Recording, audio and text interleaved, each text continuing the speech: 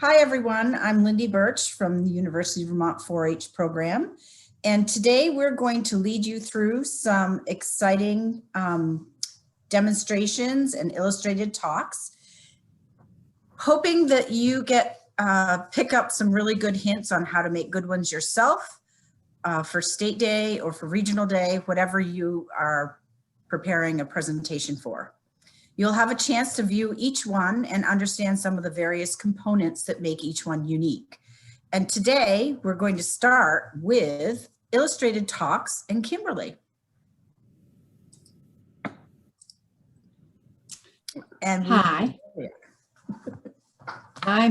Allison, can you spotlight me? You are. I am. Okay, just kidding. Hi, I'm Kimberly Griffin from Rutland, Vermont. And as Lindy mentioned, I'm here to talk to you today about illustrated talks, what they are, how to create and present one. And I'm going to do so by stepping into the role of an illustrated talk presenter. In fact, I already have. You likely noticed a few things about the way I look.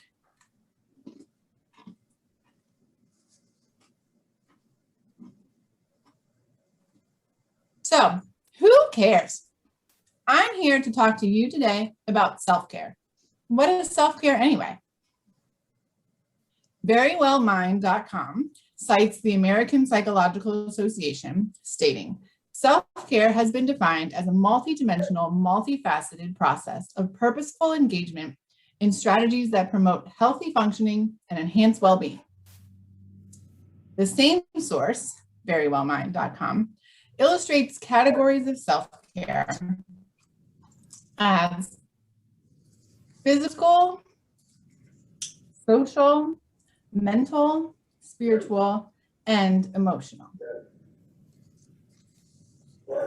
According to the World Health Organization, self-care is a broad concept that encompasses hygiene, nutrition, lifestyle, environmental factors, socioeconomic factors, cultural beliefs, and self-medication. What all of that means is that self-care is community care, which is also self-care. If we care for ourselves and ensure that the environment we live in, our home, our towns, our region, Earth, is also cared for, then we will be also cared for. And here's the thing. Self-care is not one size fits all. What works as self-care for me might be very different from what works as self-care for you.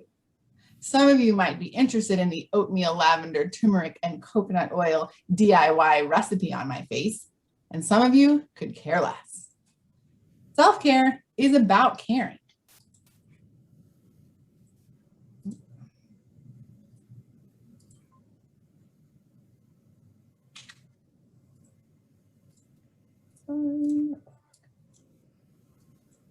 I could talk to you all day long about the perfect yoga pose or the right way to breathe or what you should and shouldn't be eating or how often you should be journaling. But in the end, you might just need a dance party with your two best friends or a nap or a snack or a good cry in the shower. Our daily schedules of school or sports or extracurricular, 4-H included, or jobs add to our stress load. And we need to have time and space and care to unload, to set it all down for some time, to revitalize our energy and rebuild our capacity. The last 13 months have shown us, or at least shown me, how important it is to care for myself so that I can care for others. So whether it's a DIY facial, a 10-minute meditation, a walk around my neighborhood, or some creative journaling, what matters is that I recognize and you recognize the need for self-care. You find what works best for you at a given time, and you ensure that you have access to those methods, and you do it. Are there any questions? So, as you saw, my presentation included eye-catching, memorable props. I also added images that represented various popular examples related to my topic. Now, if this presentation were in person, those images might be in the format of large color prints, or they might be all together in one poster. I also set up my talk with an introduction, a main body, and a summary. I also asked for questions at the end, which is an important way to engage the audience. And you may or may not have noticed that my written reflection responses were sprinkled in throughout. So that can be done either at the beginning of your speech, or you can work them in as long as you do. And now back over to Lindy for rubric discussion. Now would be the time to pop it up, Allison.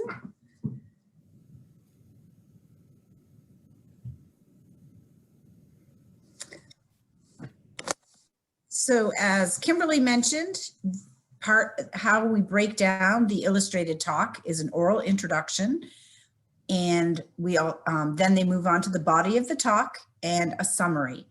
And these talks should be between 2 and 5 minutes long. And that's something you can have someone help you time it when you're actually developing your topic. Visual aids in an illustrated talk are what differentiate this from a public speech. She has things that actually add clarity to her speech, like her PowerPoint slides, and she could use a PowerPoint during the presentation, or if she brought pictures or some kind of visual aid to add to her speech. Her attire was appropriate for her topic. Her performance is part of the evaluation rubric, of course. Did she give good expression? Did she take breath, not just make run-on sentences? Did she make eye contact with the audience? All those things are taken into account. Participants' knowledge of the topic is another thing that we look for when we're evaluating these presentations, and how they engage the audience in the presentation is another thing that we look at. Is it creative? That's another category. Topic focus. Did she stay within her one topic the whole time? And then her sources were listed. And I believe she did some sources actually in the beginning, and that's okay as long as she references them somewhere in her talk.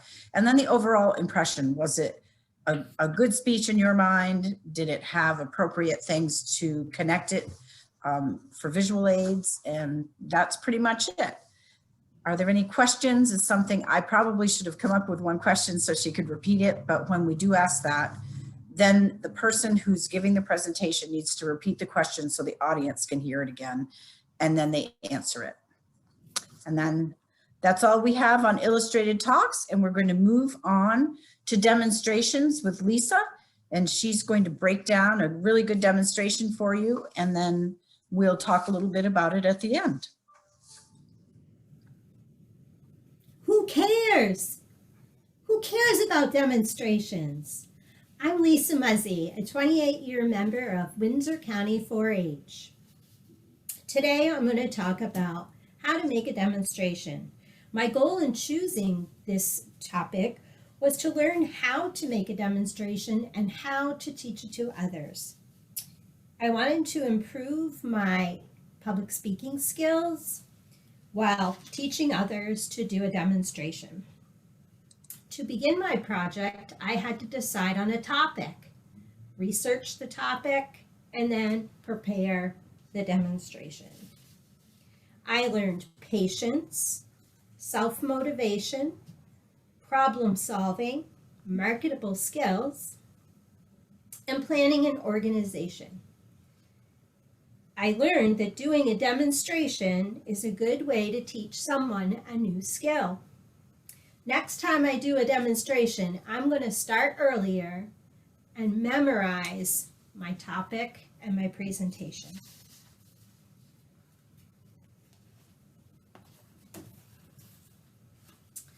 So to get started on my demonstration, I'm going to introduce you to my friend Alice. Today she is speechless, so I'm going to do an individual demonstration while she feels better. At State Day, hopefully we'll be doing a team demonstration. So I had to come up with a catchy title, which was, Who Cares? Who cares about demonstrations? Make my introduction with my name, number of years in 4-H, where am I from, what club am I in? and weave that into my introduction of my demonstration.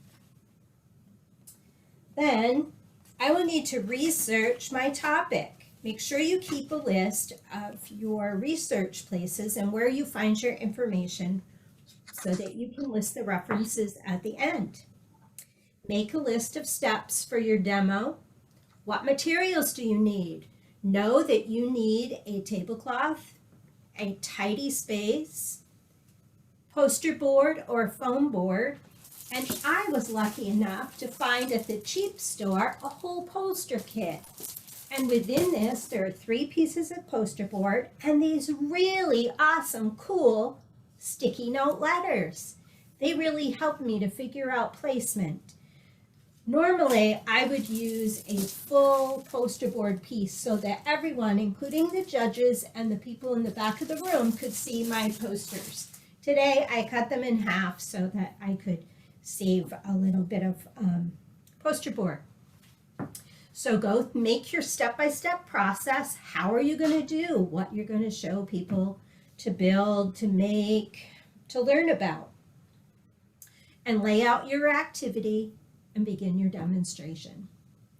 At the end of your demonstration, you want to restate your purpose. Why this project? What did you learn in the end? How can it help others? And list your resources. And the resources can be either typed onto your poster or said orally. One thing you want to be sure of is to check your spelling before you print your poster or you do any of the printing. Check your spelling and your grammar. Be sure to do that. Very important.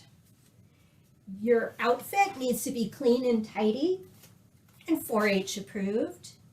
You might notice that Alice and I have pink and white on. We are color coordinated as a team. At the end of your demonstration, I'm going to back up just a second. See, this was a bottle of glue, Elmer's glue. You want to be sure to cover the word Elmer's glue with a piece of paper and just write glue. So make sure that all of your labels on anything in your presentation are covered. Have fun, be creative, be you. At the end, ask, are there any questions? If there are any questions, repeat the question back to the person who asked you the question and then answer the question. If you don't know the answer, be honest. Say, I'm sorry, I don't know the answer, but I will look that up and get back to you. At the end, say thank you and wait for the judges to nod that they're done judging your presentation and we're ready to go. Now back to Lindy. We'll talk about the rubric and any other details I might have missed. I do have a question for you, Lisa. Okay. Could you explain the doll that's sitting to your right or left? I can't tell which direction it is. Okay. Tell us a little bit about your doll. The question is, tell us a little bit about your doll. Well, actually, Alice is a puppet, and I'm using her in place of a friend if I wanted to do a team demonstration. I'm practicing with Alice. Of course, she doesn't have a word to say, and I need a real partner to talk in my presentation. If Alice were a real person, she would talk the same amount of time that I'm talking. If one of us does the introduction, the other one will do the conclusion. We also want to be sure that our partner has equal time during the process of our demonstration. Thank you, Lisa. Allison, you can pop up the rubric quickly for an individual demo, I guess, or team, whichever one we want to do. And just a couple things, Lisa really captured all the different pieces and parts of that very well. The only thing I want to mention is timing. So if you're a junior, regardless of doing an individual or team demonstration, it's 3 to 5 3 to 8 minutes. Once you pop up to the senior level, it's 5 to 10 minutes. So the time of your presentation changes with your age. And if you are doing a team demonstration and one of you is a senior age, 14 and up, and one is junior, you will be judged as a team or evaluated as a team as a senior.